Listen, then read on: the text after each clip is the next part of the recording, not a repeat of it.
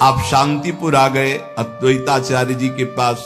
शांतिपुर के समीप ही फुलिया नामक ग्राम में एकांत में छोटी सी फूस की झोपड़ी बनाकर अहरनिश कृष्ण नाम जप रहे थे। उस समय बादशाह यवन ही था और वहां के बड़े बड़े काजी अधिकारी यवन ही थे।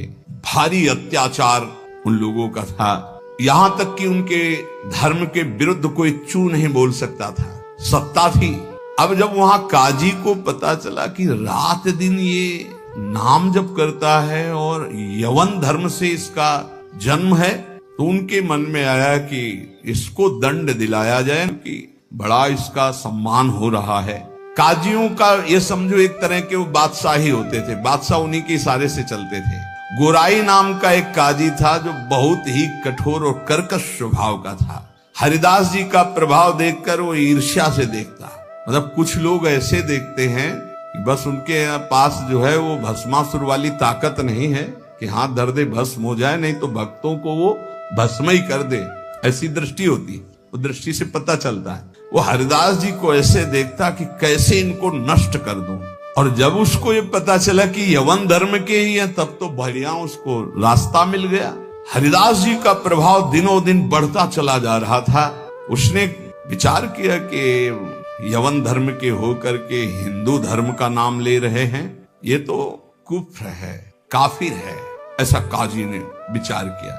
इसे बादशाह के सामने पहले पेश करें, फिर इसको दंड निर्धारित करें। गुराई काजी ने विरुद्ध राज दरबार में अभियोग चला दिया ठाकुर हरिदास जी की। राज आज्ञा हुई तत्काल गिरफ्तार किया जाए, क्योंकि बादशाह यवन था। हथकड़ी बेड़ियों से जकड़ लिए गए। ठाकुर डरना नहीं, ये डिग्री वालों की बात है जो उच्च कोटि के महापुरुष है। तुम मत सोच लेना कि हम राधा राधा जपेंगे, तो ऐसा नहीं। भगवान वो सामर्थ्य देते जो प्रहलाद जी को सामर्थ्य दी, वही ऐसे भक्तों को सामर्थ्य देते। ऐसा नहीं है कि अपने सामर्थ्यहीनों को ऐसा प्रश्न कर, ऐसा नहीं, डरना नहीं कि भगवान बड़ी भारी परीक्षा लेते। हथकड़ी बेड़ियों से जकड़ लिए गए और इनको पेश किया गया निरपराध हरिदास जी को अपराधी की तरह। बादशाह ने देखा 9 युवक तेज से प्रभावित, मानो पूरा सभा आश्चर्यचकित और आलोकित हो गई हो, प्रभावित हो गए जो यवन बादशाह थे, और कहा सम्मान से इनको बैठाला जाए। आसन दिया गया, आसन पे बैठे। हरिदास जी जब बैठ गए तो बादशाह ने कहा कि आपने स्वाभाविक धर्म परिवर्तन किया है, तुम्हारा जन्म तो मुसलमान के घर में हुआ है, और ये तुम्हारी जैसे अपने भगवान का नाम लेते हैं, तैसे अपने भगवान का नाम लेके बोले कि तुम्हारी तो कृपा ही जो है, जो यवन धर्म में तुम्हारा जन्म हुआ। बादशाह ने कहा तुम काफिरों का आचरण क्यों करते हो, इससे तो तुम्हें नर्क जाना पड़ेगा। मुझे बड़ी दया आ रही तुम्हें देखकर, दंड देना नहीं चाहता, फिर भी तुम तोबा बोलो, प्रायश्चित करो और कलमा पढ़ो, छोड़ो इसे, तो तुम्हारे दंड में हम कुछ कमी कर सकते हैं, नहीं तो भयानक दंड तुम्हें मिलेगा, क्योंकि तुम काफिर हो। सुख की प्राप्ति धर्म से चलने से होती, तुम धर्म का त्याग कर चुके हो। हरिदास जी ने कहा श्रीमान महाशय, आपने जो कुछ कहा आप अपने ज्ञान के अनुसार, विश्वास के अनुसार, धर्म के अनुसार ठीक बोल रहे हैं। आपका विश्वास आपको फल देता है, ठीक कह रहे हैं। क्या कोई हिंदू आपके धर्म को स्वीकार करेगा? अगर स्वीकार करेगा तो उसे नर्क मिलेगा। बोले नहीं, वो स्वीकार कर सकता है और उसकी भगवान की कृपा होगी।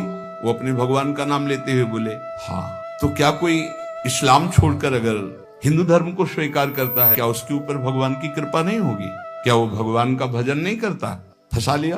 काजी बीच में बोल पड़ा, देखो साहब, इसकी बातों में मत आना।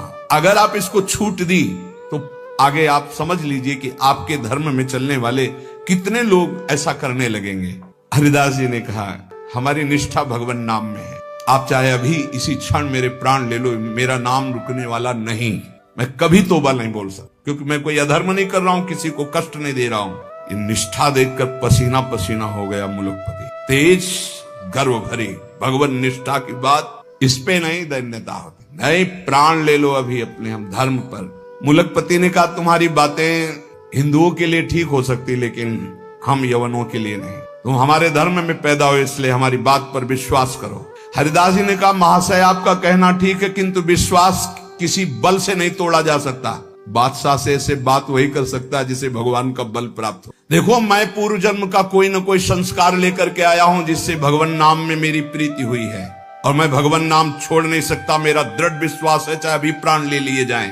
और अगर आप ऐसे ही दंड देने वाले हैं तो कितने लाखों हिंदुओं को मुस्लिम बना लिया, क्या उनको दंड दे रहे हैं आप? यदि ऐसा वो दंड के अपराध भागी नहीं बने कि हिंदू धर्म छोड़कर आपने उनको यवन धर्म में बना लिया, तो मैं यवन धर्म छोड़कर अगर नाम जप करता हूं तो मैं अपराधी कैसे हो सकता हूं? बादशाह चुप हो गया। गुराई काजी ने देखा यहां मामला तो उल्टा हो गया। तब जोरों के साथ कहा, हम ये सब कुछ नहीं सुनना चाहते, इस जो धर्म के प्रतिकूल चले उसको दंड देना चाहिए। तुम अधर्म कर रहे हो, तुम काफिर हो, तुम्हें दंड मिलना चाहिए। काजी के बोलते ही बादशाह चुप हो गए, ना इधर कुछ बोल पा रहे ना इधर। फिर कहा कि देखो गोराई काजी जो कह रहे हैं तुम वो बात मान लो और कलमा पढ़ो और छोड़ो ये नाम जप करना। हरिदास जी ने कहा, श्रीमान महाशय हम एक बार केवल बोलते हैं, दोबारा आपको जो कहना हो सो कह लीजिएगा, मैं बोलूंगा नहीं। मैं प्राण त्याग सकता हूं पर भगवान नाम नहीं छोड़। क्या निष्ठा है! आप दंड जो देना चाहे मैं स्वीकार करता हूं, लेकिन नाम नहीं छोड़ सकता। मेरी देह के आप इसी सभा में सैकड़ों टुकड़े कर दिए, हर टुकड़े से निकलेगा कृष्ण कृष्ण कृष्ण, छूटेगा नहीं नाम। मैं तुम्हारे दंड देने से विचलित नहीं हो सकता। मैं हरिनाम को जब तक श्वास है नहीं छोड़ सकता। अब आखिरी मेरी ये बात है, आप चाहे दंड दें या जो चाहे सो करें। निर्भीक उत्तर सुनकर के बादशाह सोच में पड़ गए, ऐसे महान को क्या दंड? गुराई काजी की तरफ देखा। गुराई काजी ने कहा, हुजूर बिल्कुल दया नहीं, दंड चाहिए, नहीं तो फिर बड़ी समस्या आ जाएगी कि अपने धर्म के लोग बहुत से उधर हो जाएंगे, बहुत हानि हो जाएगी, मनमानी लोग करने लगेंगे। मुलकपति ने कहा, सही पूछो तो मेरे में हिम्मत नहीं है, तुम बोलो दस्तखत हम कर देंगे।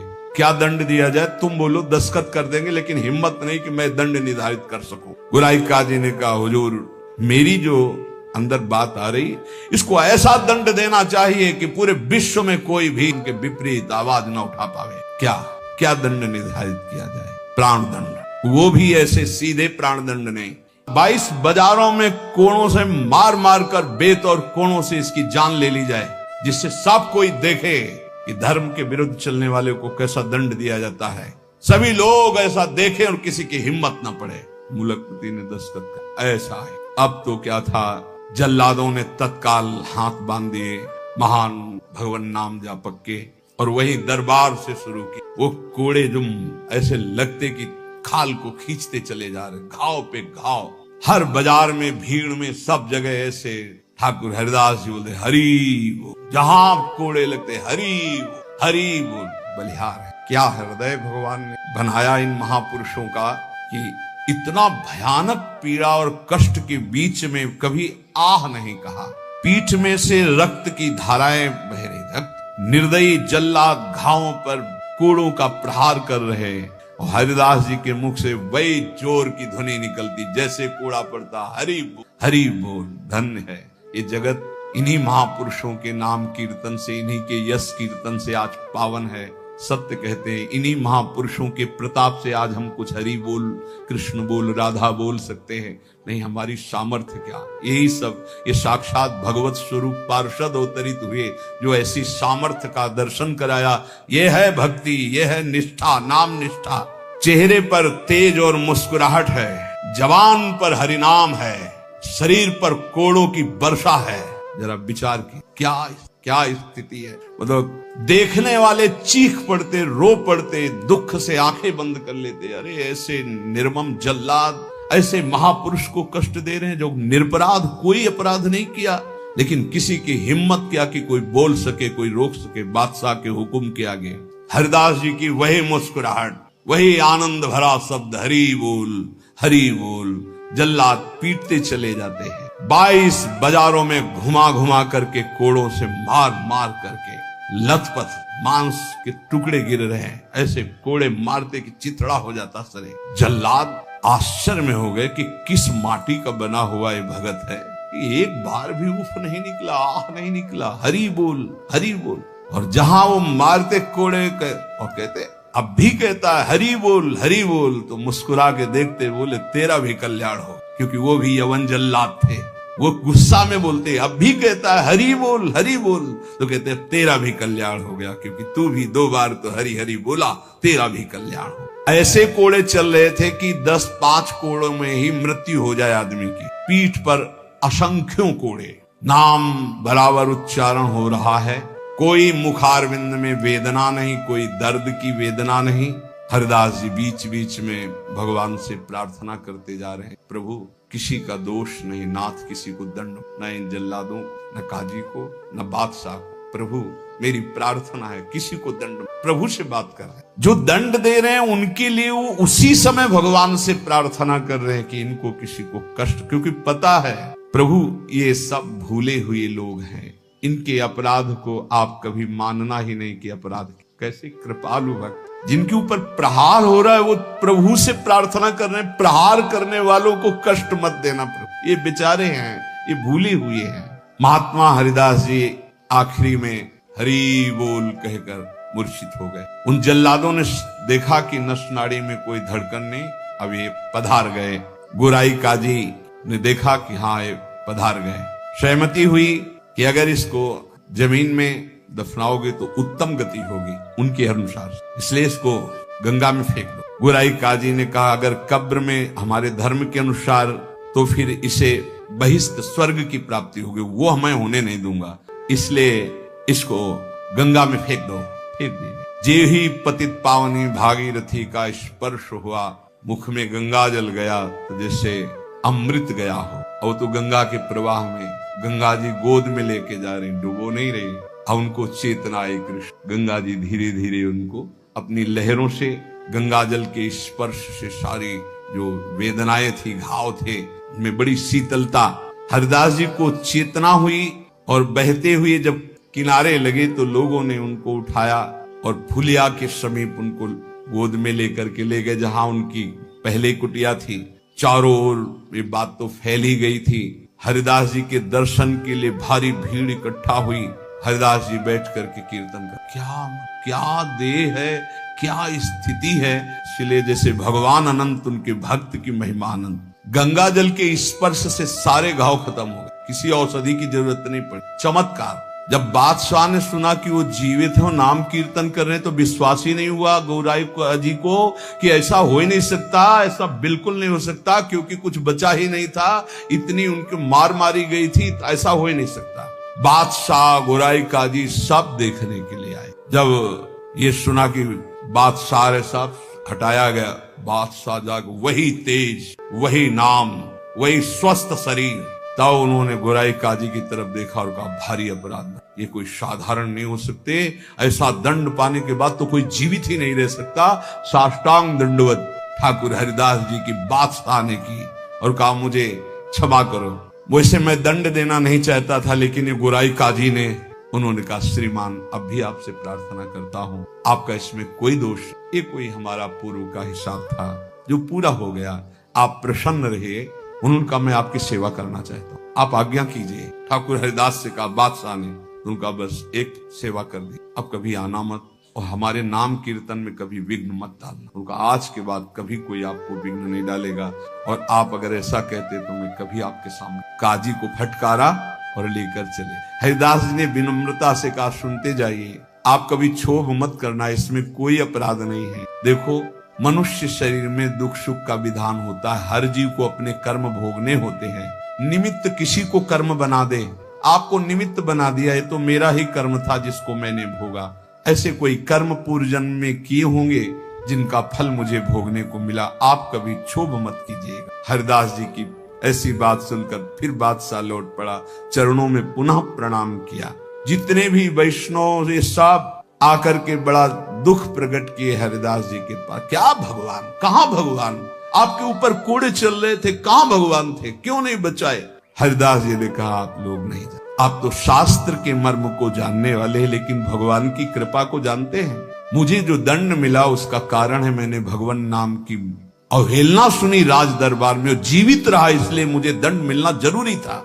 और दूसरी बात, जिस समय मेरे ऊपर कोड़े चल रहे थे तुम्हें दिखाई नहीं दे रहा था, हरि ऐसे की एक भी कोड़ा मेरे ऊपर नहीं लगा।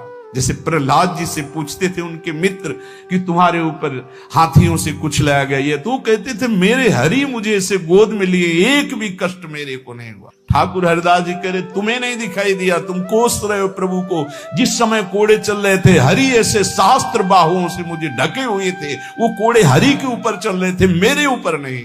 वो हरि वार ले रहे थे, मेरे ऊपर नहीं। तभी वो जोर से बोलते थे हरि बोल। क्योंकि हरि पास में। ये भक्त जानता है, बहरी क्या जाने। मुझे तो तनिक भी दुख नहीं हुआ, ना क्लेश हुआ। बस आप सब भक्तों से यही कहते हैं, ठाकुर हरिदास जी कह रहे हैं, आप अविश्वास मत कीजिए प्रभु पर, उनके नाम में अपार सामर्थ्य। मुझे जो सुख मिला है वो तुम्हें कैसे बताऊं।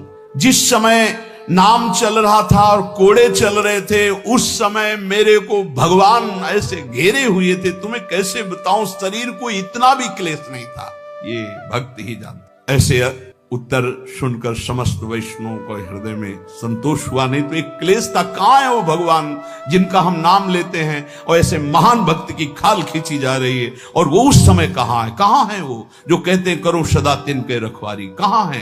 तब ठाकुर हरिदास जी आया। जैसे प्रहलाद जी को सैकड़ों बार भयानक पीड़ाएं दी गई, पर्वत के नीचे दबाया गया, सर्पों के विष से पिलाया गया, डसवाया गया, गैस में बंद किया, क्या क्या कष्ट नहीं, कुछ भी कष्ट प्रहलाद जी को नहीं होता था। हरिदास जी महाराज का स्वस्थ शरीर वहीं फुलिया ग्राम में रहकर निरंतर भगवान नाम उपासक। जीवन का सबसे बड़ा फल है नाम में प्रीति। किसी भी प्रलोभन से लुभायमान होकर नाम मत छोड़ो, किसी भी भय से भयभीत होकर नाम मत छोड़ो, तो तुम्हें दिखाई देगा जैसे ठाकुर हरिदास को दिखाई दिया कि प्रभु हजार बाहुओं से ऐसे, तो एक भी कोड़ा ठाकुर हरिदास जी को दुख नहीं पहुंचा सका। कर तुम अकर तुम मन था कर तुम श्री भगवान। इसलिए भगवत विधान से प्रारब्धानुसार दुख आवे तो हंसते हंसते उसे भोगो। राधा राधा राधा राधा राधा। कभी अविश्वास मत करो कि भगवान कहां, जो हमारे दुख की निवृत्ति नहीं कर रहे। नाम जप करोगे तो अपने आप ऐसा ज्ञान हो जाएगा, अपने आप ऐसी स्थिति आ जाएगी, हर दुख सहने की स्थिति आ जाएगी, हर सुख सहने की स्थिति आ जाएगी। सुख सहन घमंड नहीं, हर्ष नहीं, दुख सहन शोक नहीं, व्याकुलता नहीं, अंदर ही अंदर एक परमानंद की अनुभूति नाम से होती है। अभी वो स्फुरित नहीं हुआ, इसलिए मन विषयों में भाग रहा है। जिस दिन हृदय में परमानंद स्फुरित होगा, आप मन दौड़ाना भी चाहेंगे तो नहीं हटा पाएंगे प्रभु के नाम से मन। ऐसा जैसे हृदय शुष्क है तो काम के लिए, भोगों के लिए, वासनाओं के लिए हमारा मन रुकने पे भी नहीं रुकता, भागता है। और जिस दिन निज सुख मिलेगा, भगवदानंद मिलेगा नाम जप से, उस दिन आपके सामने भोग सुखद होंगे संसारिक, और आपको भोगने की इच्छा नहीं होगी। और आपको भोग के लिए प्रेरित किया जाए तो भी आपके मन में घृणा ही होगी, इच्छा ही नहीं होगी। वो निज सुख है। वो जिस समय स्फुरित होता है तब वो त्रिभुवन विजेता हो जाता है। कोई भी लोकांतर का भोग उसे प्राप्त नहीं कर पाता, और वो सुख नाम से मिलता। नाम जपते जपते परमानंद का अनुभव होता है, दसों दिशाएं आनंदमयी हो जाती हैं। भाव कुभाव अनख आलसहु, नाम जपत मंगल दिश दसहु। इसलिए भाव बने ना बने, श्रद्धा बने ना बने, नाम शुरू करो। ऐसे पकड़ो कि नाम ना छूटे, चाहे प्राण छूट जाए तो जन्म जन्म की बिगड़ी बन जाएगी। भगवान का सानिध्य तुम्हें अनुभव होने लगेगा कि भगवान तुम्हें कितना दुलार कर रहे हैं, प्रिया जी आपको कितना दुलार कर रहे हैं। इसलिए हठ पूर्वक नाम में प्रीति करो, नाम जपने का अभ्यास करो। इसी से सब हो जाएगा, ज्ञान वैराग्य भक्ति प्रेम योग जो चाहोगे सब प्राप्त हो जाएगा। शेष चर्चा आगे। श्री राधा वल्लभ।